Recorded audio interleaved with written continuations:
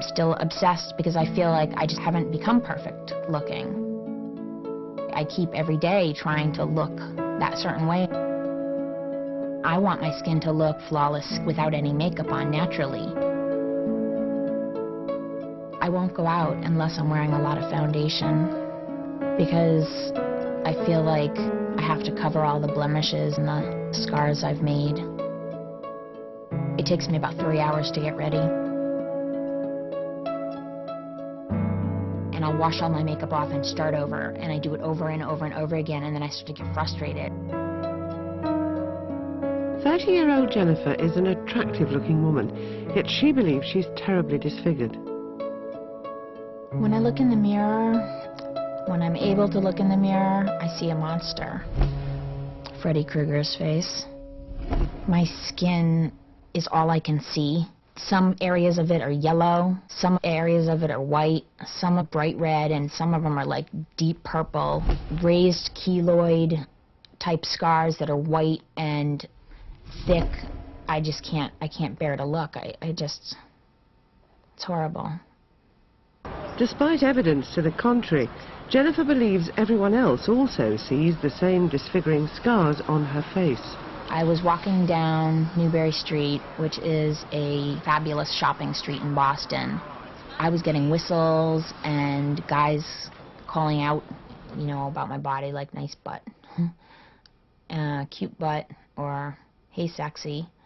So for a moment, brief moments, I feel like I must be good looking because it happens so frequently. But I'm thinking they're too far away to see me. That's why, the only reason they said that. You know, they can't really see me that far.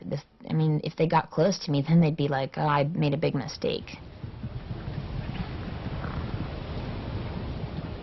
Although Jennifer comes from a wealthy family and is well educated, she only manages to work part-time in McDonald's. Her therapist thinks she has a number of conditions. Jennifer meets criteria for OCD, for obsessive-compulsive personality disorder, borderline personality disorder, body dysmorphic disorder, post-traumatic stress disorder, major depressive disorder, and her overriding obsessions about appearance. Jennifer is so unhappy with the way she looks that she literally wants to be someone else. At university, she had several obsessions with other students who looked more perfect. There was this one girl at school in particular that was one of my close friends that I started to become very obsessed with because her life seemed so perfect. I saw that she was wearing this beautiful Tiffany bracelet, and I went out and bought the same bracelet. I ended up being obsessed with buying Tiffany jewelry, and I just couldn't have enough of it. I keep going in there and buying more and more and more and more. And then I noticed one day her socks had these little polo ponies on them from Ralph Lauren, and I went home, I threw away all my socks and went out and bought like 30 pairs of the polo pony socks. Her handwriting was so perfect. It looked like typewriting, and she was able to keep up with the teacher and write that way. And I spent so much time trying to emulate her handwriting that I missed almost all the notes in class. And it didn't matter to me. I wanted my notebook to look exactly like hers. I started to fail my classes, and so I dropped out of school. I thought that if I looked like her, I would be like her, happy and perfect. And I'm not happy and perfect. I obviously am failing miserably at looking like her. So